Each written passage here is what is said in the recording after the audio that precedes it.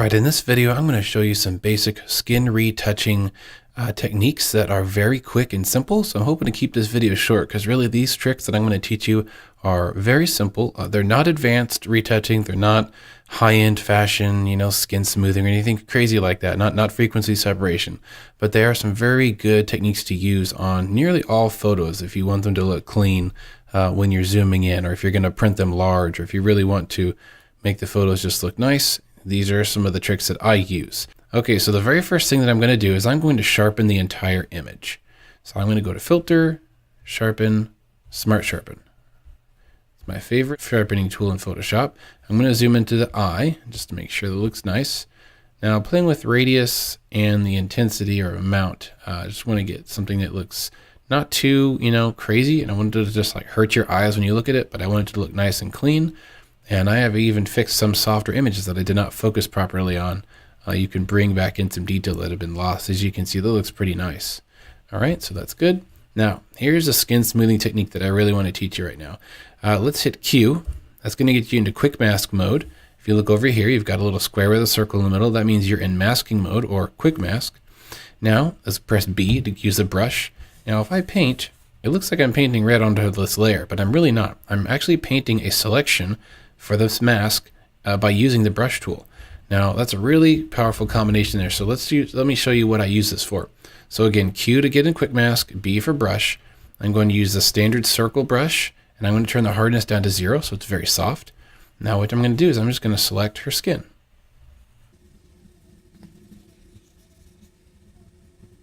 Now what I've actually done when I hit Q, you see the selection marquee going, but this is actually the opposite of what I want selected. I want her skin selected, and currently what is red is what's not selected. So I'm going to hit Control-Shift-I. So what that does is inverts the selection. Now I actually have her skin selected, and now I can do any effect I want, and it will only be applied to the selection. So I'm going to do Blur, Surface Blur. Now this is a really great blurring filter that will blur only things that are above a certain threshold of detail. So I usually set the threshold between like 5 and 15 if I want it intense. Somewhere in there is pretty safe. And blur, I don't go super high, although it's a very, very small change what it does. So I'm going to hit OK. So if I zoom in, you're going to see there's not a lot of, unpleasant skin detail. I did not select the eyes and I did not select the mouth because I want those to remain how they are. I don't want to soften them or take any detail out of them. So that's why I only selected the skin. So it looks pretty nice. Now her teeth are a little yellow, mine are too. It happens. I'm going to select just her teeth and I'm going to fix that. So here's the next tip is teeth whitening. So Q for quick mask, B for brush. I'm going to use my left and right brackets to change the size of my brush. And I'm only going to select her teeth very carefully. Don't get any of her lips because we're going to desaturate her teeth and we don't want to desaturate her lips. So I'm done. I'm going to hit Q, Control-Shift-I to invert that. Now Control-U will get this hue and saturation tool up. Now look at this. If we drop the saturation all the way down, which turns it to black and white, it looks awful. You don't want to take all the color out of the teeth because human teeth has a little bit of color even if they're perfectly clean. So I go to around negative, I think 35-ish. Or even 25, somewhere in that range. Now it still looks pretty bad, right? Well, we're going to fix that with the curves, or we can even use levels. So let's do Control-L. I'm going to drag the highlight down, which is going to brighten it a little bit, and the medium point, which is really important. So this medium point is really what's going to give a good general brightness. So before and after, there you go. Pretty nice. See, they still have a little bit of color. But they're not, they're not as yellow as they were before. And you can see her skin before was pretty blotchy because it was very cold out here, and she's fair-skinned. I am too. Skin does crazy things when you're white, when temperature changes happen. But now it's nice and smooth and uniform. All right, a third little trick here, which is not really so much a trick. I'm going to fix her necklace. You can't really tell in this image, but the clasp moved its way to the front. Always check necklaces. I always forget to check necklaces. Don't be like me. Always look really close at necklaces and make sure the clasp is in the back. So I'm going to use clone. I'm going to sample from down here. I'm going to paint. There we go. The clasp is no longer visible. And I'm going to erase this little blemish here. Voila. pretty nice. Now, another thing in this image is her skin down here is a different color. Feet are often a different color due to circulation. Again, it was really cold this day.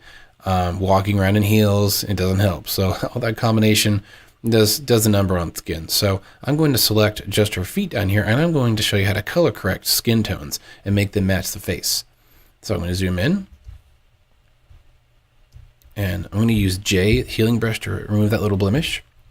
All right, so Q, B, just like we did before.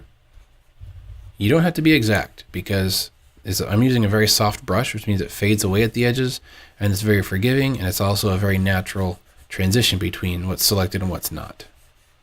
Okay, turn quick mask off, Control-Shift-I to invert it. Again, I'm going to go to smooth, or surface blur.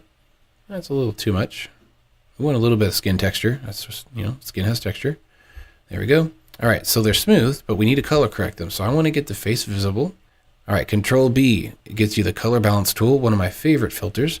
Now I'm going to affect the highlights, and I'm going to make them more red and a little more yellow and a little more green. It's kind of strange, but skin tone does have a lot of green in it. And if you don't have any green, things look really weird. So already you can tell that they're much more warm. So if I do preview on and off, you can see before and after. Wow, big difference. So it's almost matching her face, maybe a little too red, maybe a little too yellow.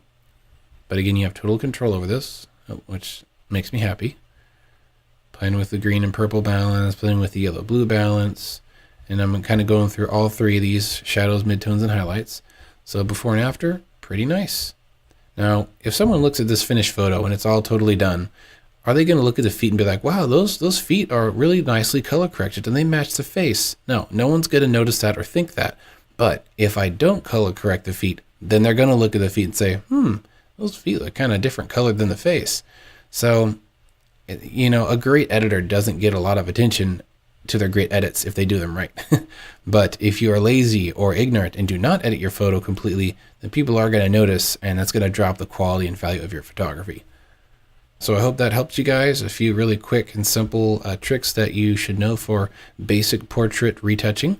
If you have any questions, let me know.